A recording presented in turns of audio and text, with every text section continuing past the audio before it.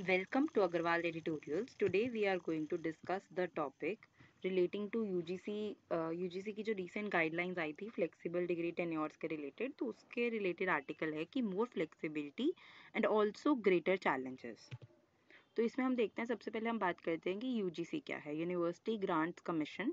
तो ये 1956 में इस्टेब्लिश हुई थी under the UGC act by government of India. तो इसका प्राइमरी पर्पस था coordination of higher education, determination and maintenance of educational standards.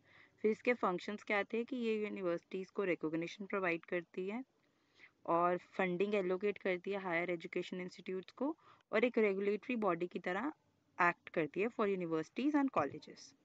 तो अब इसमें हम बात करते हैं कि यूजीसी की जो गाइडलाइंस आई थी वो एक ट्रांसफॉर्मेटिव की तरह, मतलब एक ट्रांसफॉर्मेशन की तरह ही है हायर एजुकेशन के लिए, क्योंकि इंडिया में हमेशा से जो एजुकेशन है वो एक फिक्स्ड पैरामीटर के तौर पे एक रिजिड एजुकेशन फॉर्मेट रहा है।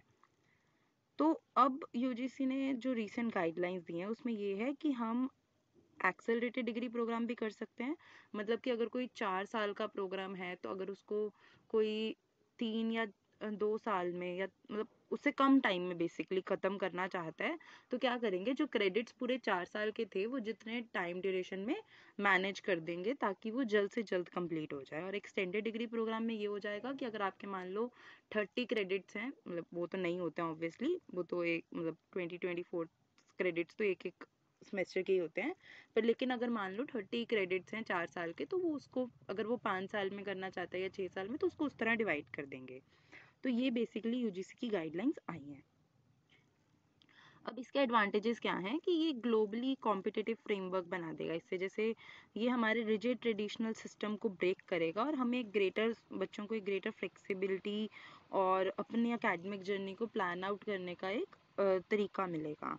और एक्सेलरेटेड डिग्री प्रोग्राम से फॉर अर्ली कंप्लीशन, उससे क्या है कि जो स्टूडेंट्स हैं वो जल्दी वर्कफोर्स ज्वाइन कर पाएंगे, अपनी ट्यूशन फीस सेव कर पाएंगे। जो लोग नहीं अफोर्ड कर सकते उनके लिए ये एक बहुत अच्छा वो है आइडिया। फिर extended degree programme for broader learning. अब कुछ लोग होता है कि उनको वो चाहते हैं कि कॉलेजेस में वो रह के अभी रिसर्च वर्क ही और थोड़ी देर करें, फिर वो अपना बाहर जाना चाहते हैं या कुछ और चीज़ें एक्सप्लोर करना चाहते हैं, कोई नई चीज़ करना चाहते हैं, नए सॉफ्ट स्किल्स डेवलप करना चाहते हैं या फिर मतलब और चीज़ें सीखना चाहते हैं बेसिकली। तो अगर हम उनको एक्सटेंडेड डिग्री प्रोग्राम देंगे तो वो अपना जो उनको एकेडमिक बर्डन है वो कम होगा और वो चीज़ें अपनी और क्रिएटिव थिंकिंग, इनोवेशन, ये सब चीज़ें डेवलप कर पाएंगे, वो अपने अकॉर्डिंग चीज़ें कर पाएंगे। जो 10 चीज़ें वो साथ और सीखना चाहते हैं ना, इससे उनको एक वो मिलेगा, they will get an atmosphere जहाँ पे वो अपनी इन चीज़ों को कर पाएंगे। और एकेडमिक प्रेशर नहीं होगा कि नए सब्जेक्ट्स हैं, इतनी अटेंडेंस ज़रूरी है, वो सब नहीं होगा। वो रिसर्च प्रोजेक्ट्स भी कर पाएंगे, इंटर्नशिप्स भी, एडिशनल सब्जेक्ट, सब कुछ। Flexible credit system. तो अब इससे जो स्टूडेंट्स हैं वो अपनी पेस पे प्रोग्रेस कर सकते हैं। उनके अकॉर्डिंग क्रेडिट्स हैं कि सेमेस्टर 24 क्रेडिट्स ही नहीं है, जैसे अब 12 ही हैं या 10 ही हैं, जितने भी हैं उसके according. offers mobility between institutions both within India and abroad. Then challenges क्या आएंगे। अब क्वेश्चन है एजुकेशन रिगर पे, अगर जल्दी करा रहे हैं तो अब ये ना हो कि सिर्फ सुपरफिशियल सी नॉलेज ही ले ली, कि मतलब बस ऊपर ऊपर से पढ़ लिया, बस फटाफट टाइम फ्रेम में ख़त्म करने का सोचा। तो एक्सेलरेटेड प्रोग्राम से हो सकता है कि एक इन डेप्थ अंडरस्टैंडिंग ना आए कुछ एक इम्पॉर्टेंट सब्जेक्ट्स की। Risk of academic lag in extended programmes. और एक्सटेंडेड प्रोग्राम्स में हो सकता है कि कुछ ज़्यादा ही टाइम लग गया स्टडीज़ कंप्लीट करने में, तो हो सकता है स्टूडेंट्स लेयरली भी ले लें उस चीज़ को। Adapting to new structure. तो उसमें क्या है, अब टेक्निकल एजुकेशन पे क्या इम्पैक्ट आएगा। अब टेक्निकल एजुकेशन में क्या होता है कि पर सेमेस्टर लैब्स भी हैं आपकी 2 से 3, आपके पास थ्योरी वर्क भी है, लैब टेस्ट भी होंगे, असाइनमेंट्स भी होंगी, क्विज भी होगा। तो इन सब चीज़ों को टेक्निकल एजुकेशन पे ये होगा कि अगर हम उसे कंडेंस कर देते हैं तो ये सब चीज़ें, कुछ एक चीज़ें तो स्किप करनी पड़ेंगी ना। अगर 4 साल की चीज़ आप 2 साल में कर रहे हो तो कुछ तो छूटेगा ही। और अगर हम उसको एक्सटेंडेड वे में करते हैं तो हो सकता है कि मतलब हो सकता है कि डीपर नॉलेज तो कोई मतलब लेके निकले, पर लेकिन वो कुछ ज़्यादा ही लेयरली ले ले कि जितनी रिक्वायर्ड टाइम है उससे भी ज़्यादा ले ले, तो वो चीज़ भी इम्पैक्ट करेगी। तो चैलेंजेस फॉर इंजीनियरिंग स्टूडेंट्स यही है कि जो फास्टर एजुकेशन है वो हो सकता है प्रॉब्लम सॉल्विंग स्किल्स डेवलप ही ना कर पाए बच्चे अच्छे से, और इंजीनियरिंग का basic criteria, basic focus, basic fundamentally ये है कि एक बच्चा प्रॉब्लम सॉल्विंग स्किल्स लेकर निकले।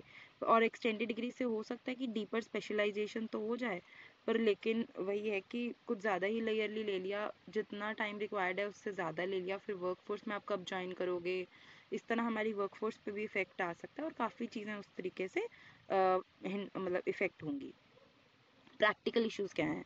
अब ये अगर किसी ने मान लो कम टाइम में करना है, तो अब कॉलेजेस को उसके अकॉर्डिंग चेंज भी होना पड़ेगा, करिकुलम चेंज करना पड़ेगा, सिस्टम को रिस्ट्रक्चर करना पड़ेगा, तो कितने एडमिनिस्ट्रेटिव रिफॉर्म्स आएंगे, और उनको अगर डाटाबेस मैनेज करना है मतलब हर चीज़ ही बदल जाएगी, हर चीज़ मतलब काफ़ी चीज़, एडमिनिस्ट्रेटिव चेंजेस भी चाहिए होंगे, टेक्निकल चेंजेस भी चाहिए होंगे, हर चीज़ चेंज करनी पड़ेगी।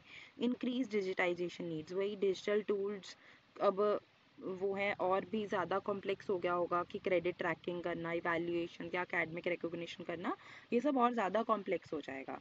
तो अब इक्विटी एंड एक्सेसिबिलिटी कंसर्न्स, अब हो सकता है जो स्टूडेंट्स अंडर प्रिविलेज हैं उन्हें इस चीज़ को समझने में, नए सिस्टम को समझने में ही बहुत स्ट्रगल हो जाए, और जो इंस्टीट्यूशंस हैं they need sophisticated administrative frameworks for smooth implementation. Pedagogical adaptations, अब टीचर्स को भी ट्रेनिंग लेनी पड़ेगी कि अगर चीज़ कम टाइम में करानी है तो कैसे करानी है, फिर अगर ज़्यादा टाइम में करानी है तो कितना स्लो चलना है। Capacity building, success depends on ability of institutions and educators to adapt effectively. तो कंक्लूजन यही है कि अगर ये चीज़ इम्प्लीमेंट हो रही है तो उसमें एक स्ट्रैटेजिक प्लानिंग, इंफ्रास्ट्रक्चर में काफ़ी ज़्यादा इन्वेस्टमेंट और इंक्लूसिविटी की बहुत ज़रूरत है कि लोगों, हर इंसान समझ पाए, हर अंडर प्रिविलेज से लेके हाई प्रिविलेज तक। चलो बाकी तो समझ लेंगे, पर लेकिन जो अंडर प्रिविलेज हैं उनको थोड़ा ज़्यादा इसमें मतलब इनको भी इंक्लूड करने के लिए उन्हें अच्छे से नॉलेज दी जानी पड़ेगी। If implemented effectively, these changes would surely